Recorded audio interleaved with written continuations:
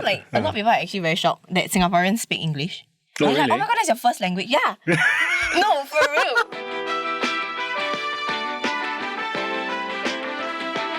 Hey guys, welcome back to UOKORNOT. I'm Adrian. And I'm Miru. Glad to have you guys here joining us again on our never-ending pursuits to discover, uncover, and gather individuals from various different trades and give you guys and girls an advantageous insight into the career world. Yeah, and a big shout out to Scape. Thank you so much. Thanks so much, Skip. Alright. Alright.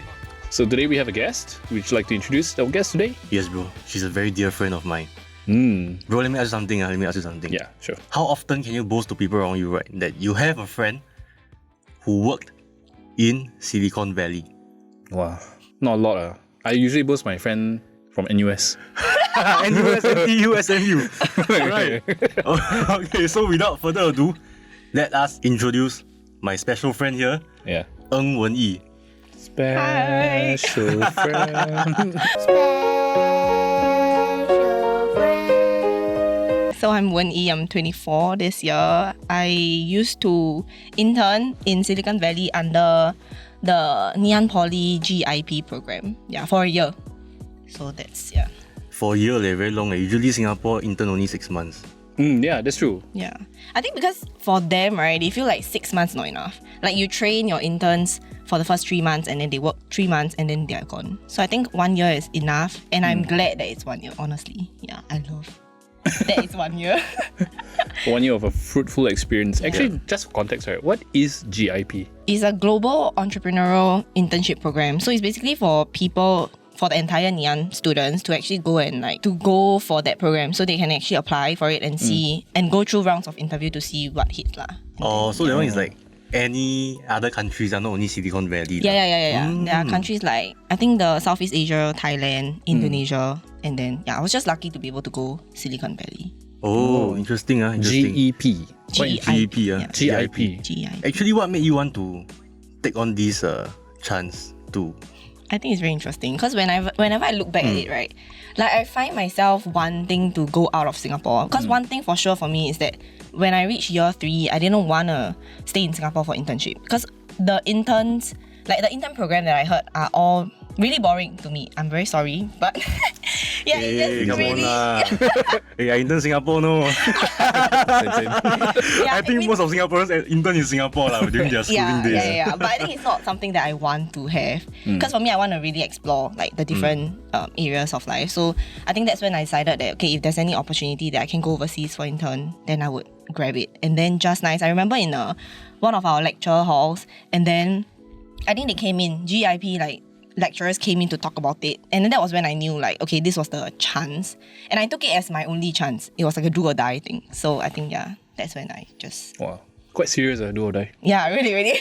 Their motivation was damn strong. Yeah. She's very adventurous to be able to go to Silicon Valley. How old was you? How old were you back then? I was 18, turning 19. Wow. 18, turning 19, no, go to Western country. Yeah, Bro, it was my for first me, time. Should have added that into your introduction. I'm an adventurous 24-year-old. Yeah. Bro, for me, right, I'm actually quite scared to even travel to Western countries. Why? I don't know, I just feel very intimidated. Yeah, true. Yeah, a lot of... all the preparation you have to probably do before not only you fly. that, but also... Culture-wise also, like, very different. Yeah, very different. Actually, I'm quite curious also. When you were interning for this internship, right, what was your role in the company? I was actually a creative service intern because when I applied for GIP, right, I said that I was a designer because I love graphic design in general. So I wanted to do anything that was related to design, right? So that was when I, they took my resume and then they sent out to companies. So, then the company picked you lah. It was actually a very long process because I'm from Chinese Media and Comms, right? Right. So the first reaction was to send me to China. Oh, yeah. And I didn't want that. So Makes sense. So I had to. I was so pissed off, honestly, because I was like, why is it because I'm from Chinese media means I have to go to China? Yeah. Right? So I don't know where I got the guts to go up to the lecturer and be like, I don't want to go to China. Like, can you place me somewhere else in a Western country? So we had a lot of back and forth, and then it was so hectic because I was so close to losing an internship. So she was like saying, if you don't have a placement, if we can't find you one, you have to come back to Singapore. And that was the last thing that I want to do. So like I'm so glad that I think at the second last week of, everyone having their own placements in intern, I was able to land one in Silicon Valley. Hey, by the way, a bit of context. She's actually the same course as me. Oh, yeah. We're from you guys were the same course. Yeah. So I understand Chinese Media and Communication is in Ngee Ann Poly. Not a very common... Yeah, it's not a very commmmon thing. So I understand where she's coming from, like, being in that course, then you have to be in China for internship. Yeah. Because me, myself, I interned in a radio station, Chinese radio station. Yeah. So it's very similar. It's very similar. So actually, when you took on the role in Silicon Valley, was it similar to what you learned in school? I would say not really, because in school we were taught a lot on production, right? And I wasn't someone that loved production in general. And I heard that, a lot of our seniors are, even though like those that are in GEIP, this program, they go to China and then they do production and stuff like that. So I would say it's very different, because for graphic design, for me, I am self-taught. Like I like it, so I teach myself from there. So I would say the job scope is a lot related to graphic design and marketing, but not so much on like production, which is what we were taught in school. Right. So it's a little different.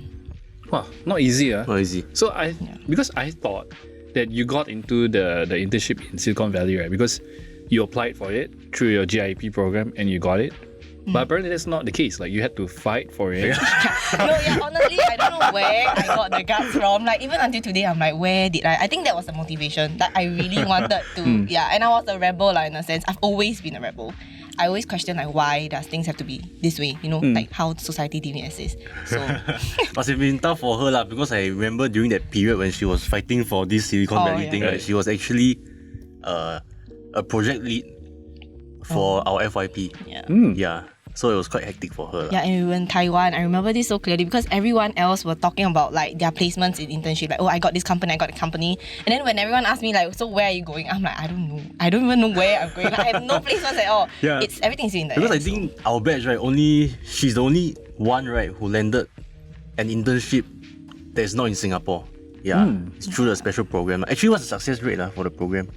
Usually, is it like if anybody apply, then confirm plus chop will get one? No, I think because we are fighting with every other school, we are fighting with business school on engineering and stuff like that. So it's like, makes sense. it's very intimidating. So it's not a confirm plus chop thing. Yeah, it's not confirm plus chop. I think makes sense. I don't know. Something to take away. If you guys want something, you have to fight for it.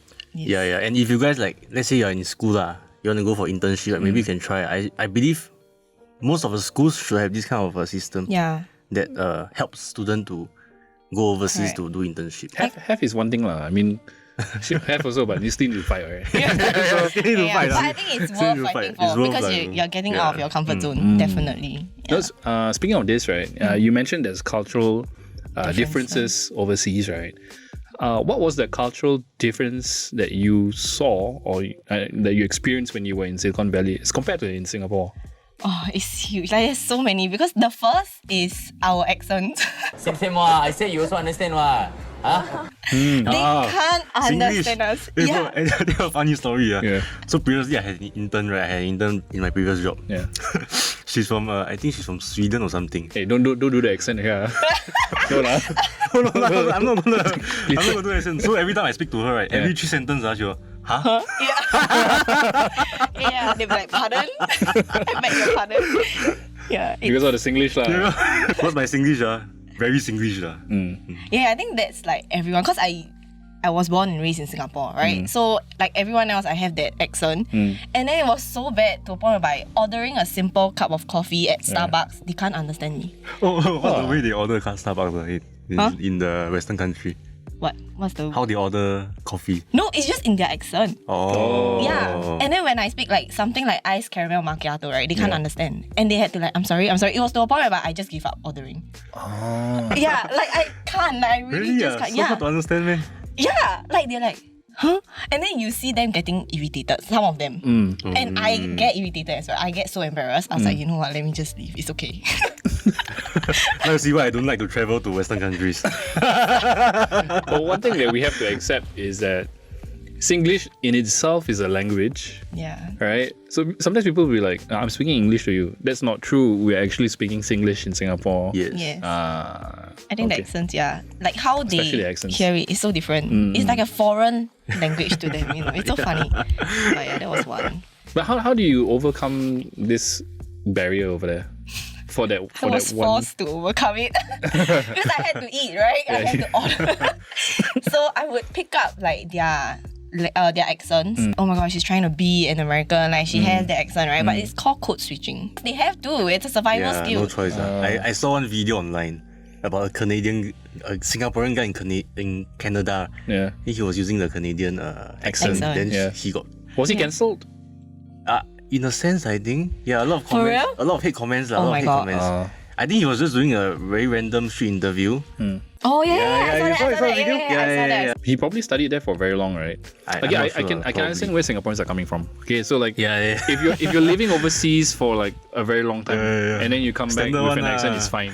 Yeah. If like you have someone leaving the country for like maybe 3 months and then comes back and For a still brings holiday. It's like when she came back from Silicon Valley, right? Yeah. I always call her, hey, Wen. Yeah. Because that's how people call her. Yeah. Wen. Because her name is Wen Yi, so they call her Wen. Yeah, my boss, that's my like intern boss started it. Which I was fine with it, because then I have an English name. Yeah. What do you think is the biggest cultural difference In of the workforce of Singaporeans? Yeah, in the workforce as compared to people in Silicon Valley. I think their mindset. Like they balance work-life balance so much that by 5 or 6:30, whatever time that you end work, you're still in office, right? They'll be like, are you okay? Like, do you need to go somewhere? Even in Silicon Valley. Yeah. Wow. Wow. Yeah. I thought like startups should be like, wow, chiong one. Because Singapore always like this one. Yeah. Yeah. Really, Singapore always But the thing Coming is from a that- startup background. Singapore always like this one. Yeah. No, but the thing is that I feel like a lot of I feel like I might get cancelled for this, but like a lot of Singapore like startup people, right, they will use that as an excuse. Like startups is like that, you have to chiong.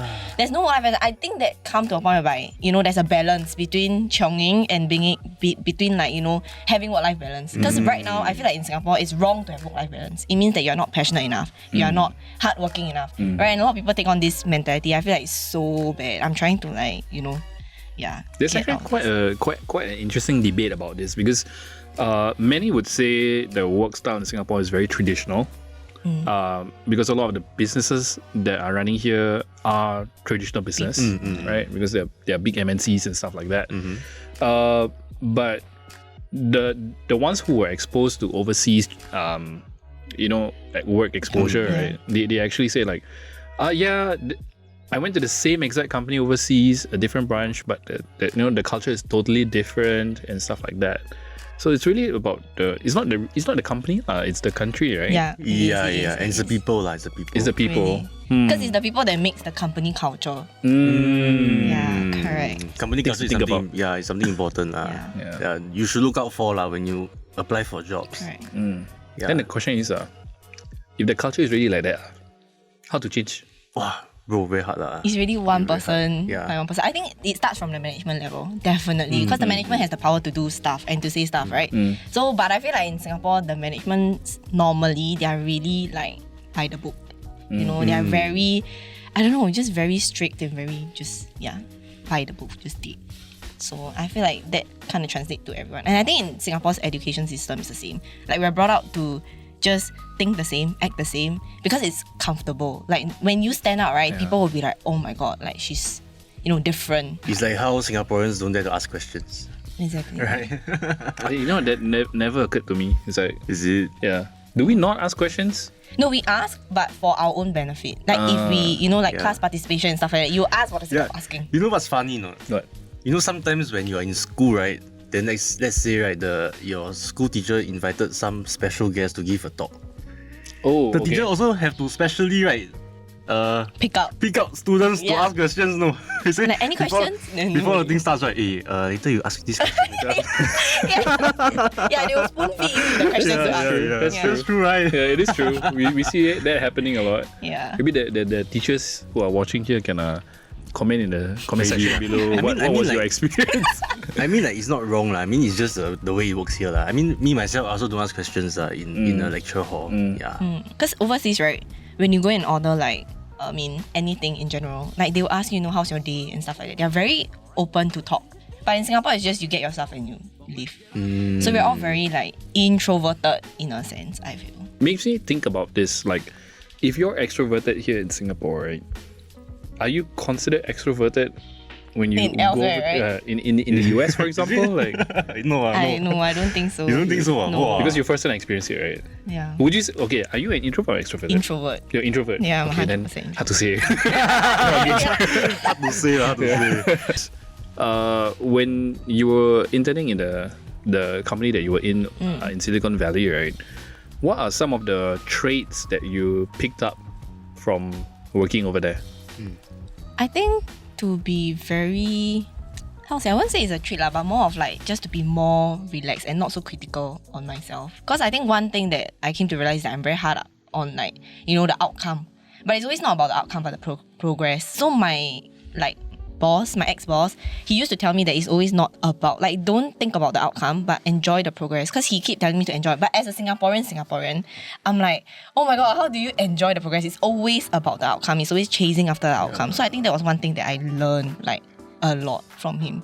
That's very, very true. Correct. Then the big question is, right, how do you manage this balance between progress and chilling? Yeah. Oh yeah, that's a very good question. Yeah. I think it's constantly reminding yourself that as long as you enjoy the progress, no matter what outcome it comes, like, what outcome it is, right? Whether or not you are satisfied with it, at least you know that you have enjoyed it. I feel like in life, a lot of people, I think we are so hard up on the outcome that we don't enjoy. And then when we look back at things, we are like, oh my God, I don't know what I did. And then it all boils down to failure or success. But when you enjoy everything, it's a success because then you learn a lot of lessons, whether or not it's fail. Actually, for me, I think, right, a lot of people, they are scared of failure. But I think there's no such thing as failure in life. There's just only lessons process and success. Correct. There's only process and success. There's no failure. Don't think about failing. Just go and try. I would concur. I would say that failure does exist, right? Failures do exist. No, it's just but how you not- see it. Yeah, it's not supposed to bog you down, right? It doesn't Correct. stop there.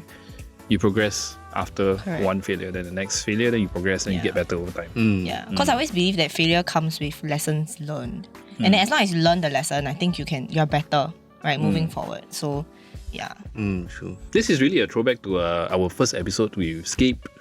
Where- Yeah, Jill, is it? Yeah, so Jill mentioned something about Singaporeans needing to be comfortable with failure. Yes. Not always chase success, and it should be normalized. And personally, I think that if you want to normalize failures, right, the consequences or the repercussions, I don't know if that's a strong of a word, right, shouldn't be too harsh when someone fails. Yes. Sometimes Yeah, we are True, so true. quick to point fingers and blame. Yeah. Knock the person down, you know what I mean? Yeah. Yeah. Hey, you, why never do properly? You see what happened? I tell you already, right? Wow, this kind of thing. Yeah, Your fault, your fault. Every time I hear this one. Yeah, bro. yeah. You kena. Oh, no, I never kena. Yeah. Usually, I do that. Now we know. You don't know behind the scene, I kena. Yeah. So, like, speaking of the work culture there, right? How was the onboarding process? Like, towards your first day of work? You see, How was like, it? I think we are all very familiar with Google or Facebook onboarding progress, right? Like they get like welcome pack, they get a tour around the company. It's exactly like that. Oh, is it like Even that? though my company is not very big, like we are one single floor, right? But I think the onboarding is so much like, it's so different as compared to Singapore. Because Singapore is like, okay, this is your first day, a little bit of the company, and then what do you have to do, right? Yeah. But Yeah. for them there, like they give you at least like a week to get used to the company and to know the people and everything in general. So I was given during the welcome pack, because my company is a edutech company, right? It's a robot for kids who want to learn coding. So they give us the robot to go and test it out, to go and try. And then we also had like our company laptop and then some gifts here and there, and to show around like the pantry, your bosses and stuff like that. You get to know them. So Sounds fun, yeah, it Sounds is. fun. It is. It really is. Oh, bro, you want to go work overseas, no? Yeah, You know, go later the in. boss, every 3 sentences, ha. Hey, it happens, okay? You just have to pick up an accent, lah. Yeah. So like okay, from the time you got accepted to the job, right, in Singapore, to the time you fly there, before your first day, like, was it like reassuring? Like, did they keep checking in on you or have? Yeah, because we have to do a lot of like admin stuff. We have to do like visas. Then we have to make sure that we get a housing there. Oh, housing. And then it's hectic, but at the same time it's very exciting because it's like, oh my god, you're really adulting for the first time. Is the accommodation subsidized or Yeah, everything is subsidized under The under program GIP. lah. Yeah, Oh, correct. okay lah. So they give you allowance and stuff. So it's quite good. Yeah, on top they give you of allowance? Yeah, on top of your pay. So the housing is fully paid by them or? Yeah. Wow. And it depends. It depends on like how expensive it is. So you can actually save a little bit here and there. Wow. Wow, interesting. I already know I do this one also already, GIB. Yeah. Yeah lah, see, you never fight for it. Yeah lor, it's tough cake. Only she fight for it, you never fight. Wasted lah. Don't you miss home, your family? Yeah, somewhere in a foreign country. Not say Malaysia or Thailand, no. Yeah, all the way, yeah. all the way in Silicon Valley, So far San away. Francisco, right? Yeah. San Francisco. So I wasn't living alone. I was living with roommates. And they were roommates. Oh my god, they were roommates. Wow. There's a lot of problems. Hoo-ha lah. Definitely one lah. Definitely one. Definitely has to be. Because it was nearer to office, right? So it was more expensive. I was okay with living a little bit further away from the office, but because my roommates weren't, so we ended up have to compromise, and then we got somewhere. So I would say, but eventually I'm still living alone. But I was very glad to be able to have a group of friends that I'm very close with before going there, because we all met through the camp. We have a camp before going lah, so. We met through a camp and we were very close. So almost every weekend, we will be together. There's this misconception of oh my god, you're gonna be so lonely, you're gonna be so sad, you will miss home and stuff like that. Okay, which is true for some people, but I think for me, I've always been brought up very independent. My parents are always they would throw me out there and be like, go and survive, that type of thing. So they're okay with me traveling all the way there. But of course, yes, there are times that I do miss home. But then at the same time, I look at the things that I have around me and I just want to live in the present moment. Because I know that it's going to come to an end eventually. I know that I'm going to miss this 1 year. So I rather make full use of the 1 year and just try to see what type of, lessons that I can learn and experiences that I can experience while I was there. So it wasn't as bad just because I'm very independent. But it may not be the case for other people. But I would say that, if you're afraid of you have all these thoughts of oh my god, I'm going to be alone and stuff like that. I would say just put yourself out there, try. Because you have to survive in the end. You're put into survival mode. The only thing that will stop you is the what ifs though. Then you wouldn't know where this will bring you if you never try. Correct. Right. Because for me personally, I'm someone that holds I strongly believe that I would never wanna at the end of my life, I don't wanna look back and be like, oh my god, if I could have done that, or I should have done that, I would have done that type of thing. A lot of what ifs, he's mentioned, I don't want it. That scares me even more than putting myself out there. Yeah. So I'd rather put myself out there because I know that at least I'll learn something new. Yeah, true lah. What are some of the things that you guys really want to do but are afraid to do? Let us know in the comment section down below. Which country you want to travel to? But it boils down to not having regrets lah. Yeah, really. You know, I've met a lot of people, they were asking me, they always ask me, how old are you? I say I'm 24 this year. I say, wow, you're so young. Yeah. What would I give to go back to 24? Right, Man? Yeah, exactly. that's that kind of having response. having regrets lah. Yeah, having regrets lah. It's like us when we are 24 now, we look back at 18, 16, we're like, oh my god, I would have done that. Yeah, it's we always think that, we are very old already, 24 already, have to do something, have to achieve something. But I think it will eventually come lah. That's true. Yeah. You never know what happen in life. Yeah, I have to make it clear, so 24 is not old. Yeah. 24 is not You're not old. even there yet, Most of our friends, they are still in uni lah. Yeah. Yeah. It's just that both of us never go uni lah. That's why I brag I got friends in NUS. Yeah, exactly. Oh, but you go lah. Yeah. I actually want to know your prep for your solo travel to Silicon Valley. Because I'm very sure that before you travel, right, you need to have a list of things you have to that you have to prepare for yourself. Yeah. You mean when I was in this internship? Yes. Oh my, okay. Because I have an upcoming one. See? I'm going One time back. not enough, two times. Yeah. Always travel one. She's going back to she's going back to San Francisco year end. This year end. So fun. Next month. Next month. Yeah, 4 months. So, yeah, but I think for me, it wasn't as bad, the preparation, because the lecturers were with me along the way. Yeah, but I would say that the visa process was very long. Yeah, and then, just the housing and everything. Because when I reached there, right, I didn't have any housing, My housing wasn't even confirmed. Yeah, but I was glad to have lecturers with me and stuff like that. So it wasn't as bad. But I would say that if you're solo traveling, then it's a different story. You have to go and figure this out yourself. I think this part is the start of your journey as well. So enjoy the process, even though it's very hectic. But really do enjoy the process. What was the preparation process between you and the school before you actually started your travel to Silicon Valley? I think because we have a facilitator there, so the school will actually communicate with the facilitator, and then they will just tell us like, oh, you have to go for visa interview this date, so just be there. So it's a lot of still hand holding and spoon feeding. Yeah, so it wasn't tough for me back then. So you felt a lot safer lah. Yeah, in a So if you sense. intend to do the GIP, you know you're in good hands. Yeah, really. Actually, one thing I'm more concerned of right, is that when you work in other countries, right? Let's say you intern, let's say in Silicon Valley, like what would be the mode of transport there? If you don't have a car. Oh, but their public transport is so bad. Really? Sorry, but it's really bad. As compared to Singapore, like Singapore is so safe. Like your MRT stations are so safe. But for there, because they use BART, right? BART is their MRT. They have like homeless people living in there. So it's very dangerous, especially for like girls to travel like, back and forth. Because I'm very lucky to be able to walk to work. Oh, Yeah. so you walk lah. Oh no, if not you Uber. Uber. Yeah. But it's expensive. Expensive. Things we take for granted. Yeah. Yeah, exactly. In Singapore. Public transport. But Singapore's transport is really quite Really solid. good, yeah. Efficient, right? It's very, very efficient. Yeah. Correct. I think there was a TikTok post somewhere online. Uh-huh. It was a German guy Uh-huh. talking about commenting about Singapore's mode of transport, right? And he's saying how efficient it was. And this is coming from a German person, you know what I mean? Oh, because Germans should be Are very more efficient. Yeah.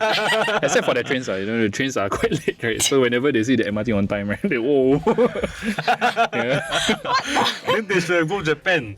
They went Japan. Japan is also really quite like efficient. we are very, very efficient. Yeah. But the difference between Japan and Singapore is like we speak some Singlish. English, Yeah, yeah. Singlish. Like. You can still understand us a bit. No, like a lot of people are actually very shocked that Singaporeans speak English. Oh, They're like, really? oh my god, that's your first language. Yeah. No, for real. Like Serious recently ah? I went to Sydney and Yeah. then they were all like, oh my god, Singapore, like your first language is English. Oh, we are like, yeah, we speak English. And they're like, oh, that's interesting. So that's someone from Sydney. No, even in US it's the same. Like Oh. So you thought about we speak what first language? Chinese? I don't know. Yeah, like our own language, like Singlish. Because they can't understand. Oh, okay. Yeah, that's why. So it's still very interesting because I feel like Singapore is a developing, as in like we are growing, right? And there are still people who think that we don't speak English. What's the average salary in Silicon Valley? Yeah. Okay, for interns first. Oh, for intern, can I say my intern? Can I just say this? Yeah, if just you don't say. mind, just So say yeah. for my intern pay, what I was getting was 1k USD. a month. Yeah, so 1K that's quite. USD, Yeah, so that's quite. If Wow, you convert it, Think of it, housing is provided, allowance, Correct. and Plus. yeah, intern pay, Correct. 1k USD. How much you save? I saved quite a lot when I came back. Correct. Millionaire, bro. Comment in the comment section below how much you earn for your internship. Bro, what? Yeah, man. Don't do this. Okay, how much do you earn for your internship? I don't say. Should I say first? I think that if hers like USD 1k USD, Yeah. right, she convert to Singapore dollars, right, and compared to mine, right, I think mine is only 1/3 of hers. Yeah, 1/3 or maybe 2/5 of hers. Yeah, I think so. For people who are in Ngee Ann, please really just go and try. Yeah, let's go and GIP. try that. Wow, It's worth fighting yeah, for. It's worth Yeah, fighting really. for. Yeah, Clearly. yeah, clearly. You see the smile on the face. Save enough to travel second time, no? Then what about full timers? Let's say typically those in your company, full timers. I think I don't really know, but I think for my boss, like back then, he was earning like about 5 figures a month. Your boss, of course. Yeah, No, boss. but he's not. Like even the senior, she's also is a low or high 5 figure type of Oh, thing. is it? Yeah. Wow. As in like your manager, is it? I have two. So I have a senior that oversees me, and then I have a boss. He's a creative director. So I think in general their salary is quite high, especially if you're working in Silicon Valley. So Wen Yi, what was your biggest takeaway, right, after you interned in Silicon Valley? I think it's a lot on mindset. Like one of it is to learn to put myself first. Yeah, because I think as contrary as it sounds, right, like sometimes, I think a lot of times people in Singapore would put their colleagues or put their company first. But because there, like the mindset is a lot on, put yourself first so that you can give back to the company. So my ex-boss was actually really, he encouraged me to work on myself, to work on my own projects. So other than like company work, I do my own projects on the side, like creating content and then like building my own portfolio and stuff like that. So I think that was like the biggest takeaway. Wow, so he allowed you to work on your own stuff? He on the was the outside? one that started, like ask me to, because going there, I was like, okay, it's all about the company, right? Like typical. So he was like, no, don't do that. Like, focus on yourself first. What do you actually want to achieve out of this internship? I think that was the first conversation that I had with him. And I was so shocked. I was like, wait, what? Like, you mean I can get to put myself first and think of, what I want to accomplish? Because he's like, at the end of the day, you're still going to go back to Singapore. So he wants me to go back with a stacked, like, portfolio and things that, I can... that will help my future like career progression. So. Oh, interesting. Because in Singapore, it's very different. No? When you sign contract, right? You can't moonlight and stuff, you can't moonlight. And it's scary how they really go and dig one. No? Let me share something. It just happened like a few months back only. Okay. Yeah, so I started this job. Right. Before I even started, the HR called me. She saw my LinkedIn. So my LinkedIn, I got put UOKORNOT as a experience over there, and it's ongoing. Yeah. So she said, "Hey, do you mind like if you remove this and then you stop doing this because like our company don't allow that." Really? Yeah. Whoa. But it's got nothing to do, what? Exactly. So I don't understand. Yeah. And then being a Singaporean, then I was like desperate. I didn't fight for myself, and then I just removed it lah. Yeah. Normal. But I'm out already. I'm out of the job already. Yeah. I left. So that's really the biggest difference here. It's like maybe it's a cultural thing also, because Asians, we are taught to work as a community and build something. Yes. While maybe over there in the Western, It's more individual. It's more individual. Correct. But I feel like if you think about it, right, actually working on yourself, then being able to give back to the company is better than working in a community, but you're all like, the battery level is all like 0.5%. And then trying to make it work. For me, I feel like in Singapore, we produce robots. Like everyone thinks the same, they act the same, because there's a certain set of, unspoken rule to things. So there are certain things that we can't do, right? We can't say because we might piss someone off. And then that's when you start to suppress a lot of like your own thoughts and emotions, and then we become not creative. So I think that was one of the biggest things for me when I went to the States, right? I feel like I was so much more creative than ever. I was able to really just let loose and be like, no one knows me here. I can do whatever I want to do. Yeah, like starting a podcast or starting YouTube and stuff like that. Because I feel like in Singapore, you will always be afraid of like judgments. Like my friend's gonna judge me, my colleagues gonna judge me. Yeah. So we don't really do a lot of things, and we have a lot of like regrets when we grow older. It's quite interesting. Quite a controversial topic as well. Yeah. I would say. It is. Yeah. I mean, because Singapore is a country run by rules and regulations. We have to, because we're so small. And that's actually true. what makes us Yeah. quite efficient as a country. Yeah. And it got us to where we are. So if it works, it sticks. That's what we But go then with. again, there's no right or wrong lah. Basically, it's just correct. my Yes. opinion. Yeah, there's no right or wrong. So if you're an individual who is a true rebel like Wen Yi, Adventurous. Adventurous. Adventurous. I only say rebel because she kept saying rebel. So if you're an adventurous person like Wen Yi, right, then it's best if you try to explore your horizons as well. I think it's what Singaporeans are really good at as well. Like being additional asset to companies overseas. And that's how you can showcase the not only your talents but yourself as a Singaporean. Like what are you able to bring onto the table at a larger scale, a world scale. Right. Yeah. So what was your most memorable experience, right, in San Francisco during your internship there? I think was the time that I spent with my boss, actually. Yeah, because halfway through, I think they went into recession. So my boss and my senior was actually like retrenched. So it was just me. The whole entire team was just me. So I think that was when it really tested my leadership skills. Like where I need to step up. Because if you think about it as like an 18-year-old, 19-year-old, to step up and take the lead to do the creatives and stuff like that is really tough. Because I was so used to like people leading me, like being a follower. And then that was when I think it brought out like the leadership part in me, the leader in me, whereby I'm able to hold certain projects alone and work with other departments. Because it's always, when my boss was there, it was always him liaising with the marketing team. Like. Yeah, and then coming back to me and say like, this is what you gotta do. But now it's me going to the marketing team and liaising directly. I think that was like the most memorable because then I shocked myself with the fact that I'm actually able to take the initiative and actually lead. Because as an introvert, it's so hard to tell yourself that you gotta step up. Right? Yeah.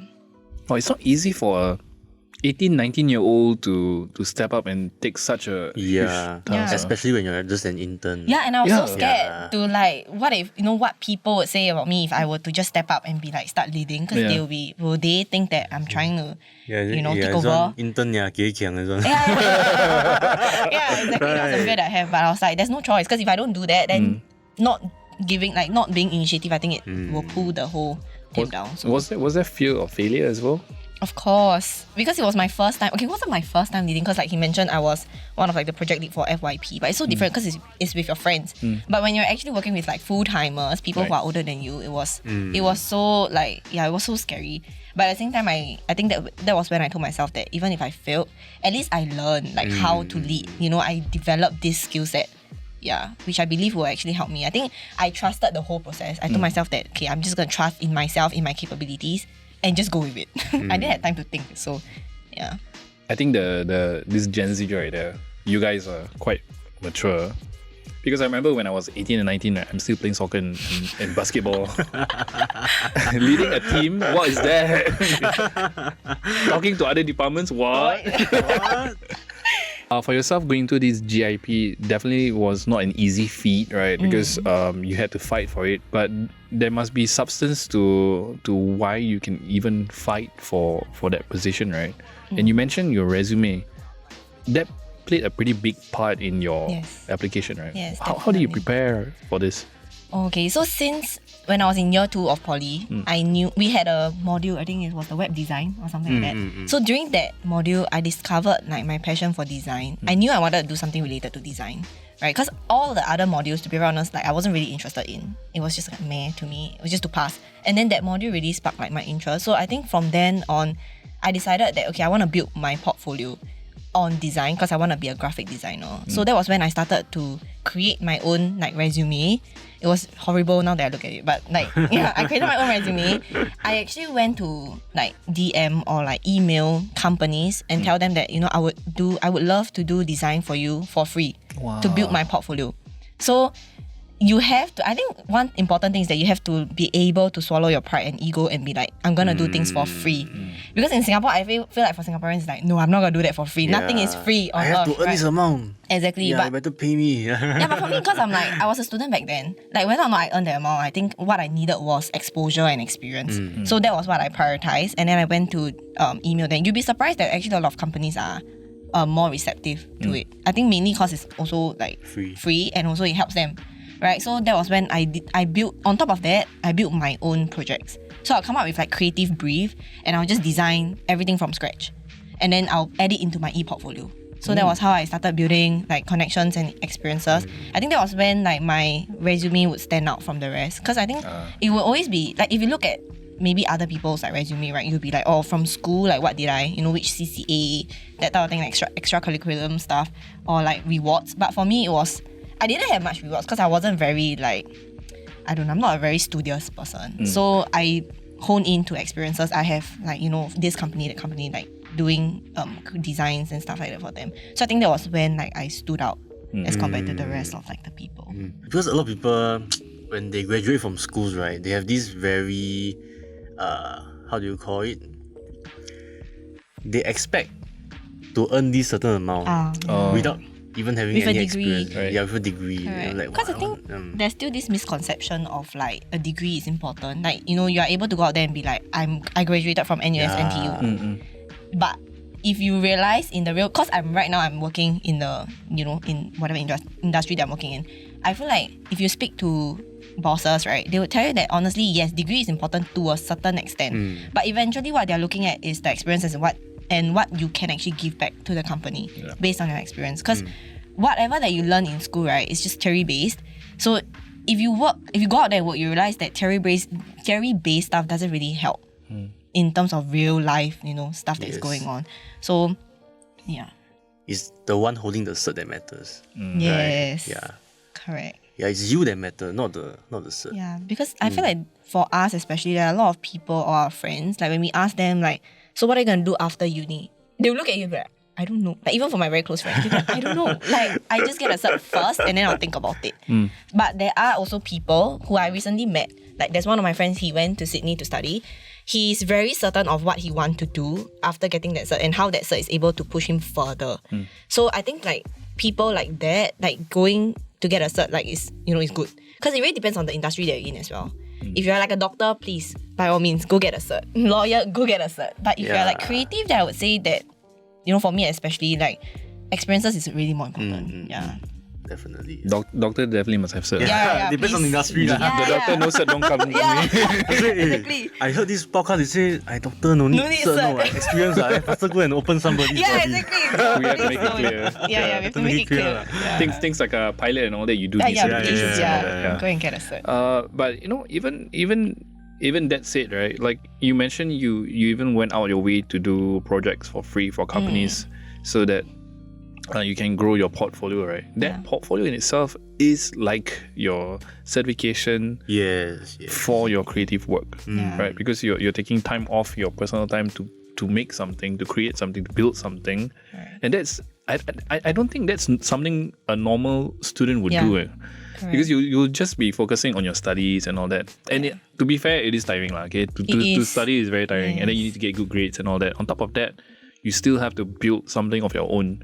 But being able to do that, right, just shows that you're able to go the extra mile. And I think that's valid. Like, I mean, if I was an employer and someone gave me a resume with that kind of portfolio, right, I'm like, this person seems more reliable because she's able or he is able to execute what I need to do.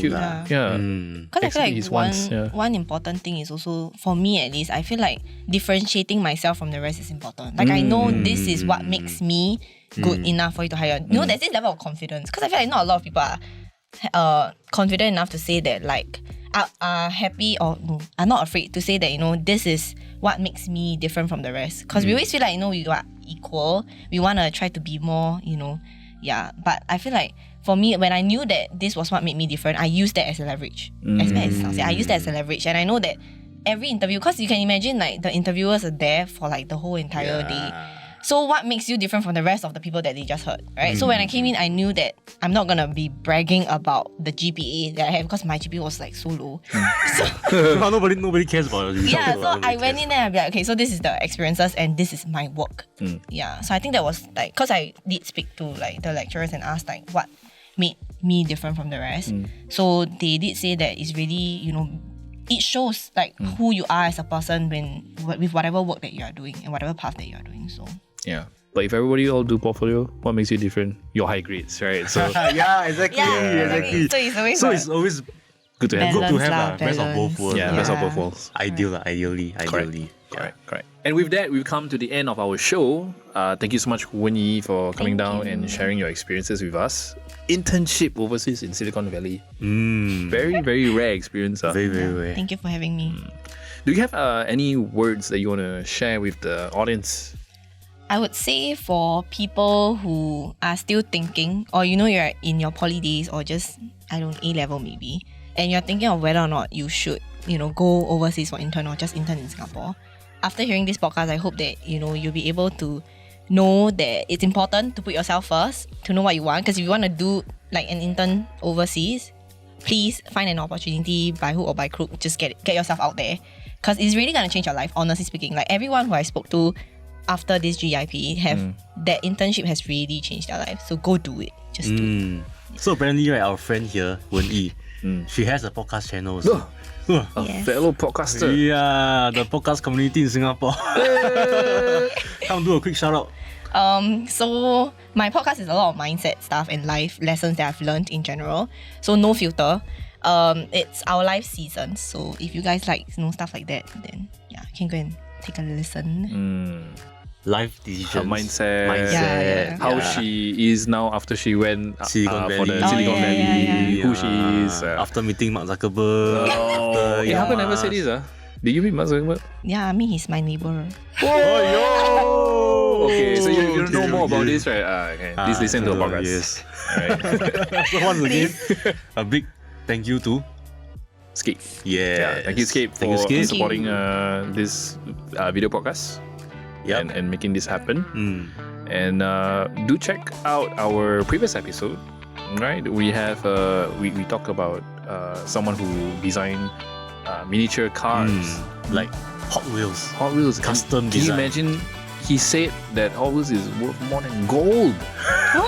And the It most is. expensive Hot Wheels out there is, I think, was Never mind, we don't tell them. okay, we don't okay, tell don't them. tell. You go for it. But it's 6 figures, Yeah. Wow, Don't okay, say, interesting. All right. Yeah. Thank you so much, guys, and we'll see you in the next one. Bye bye.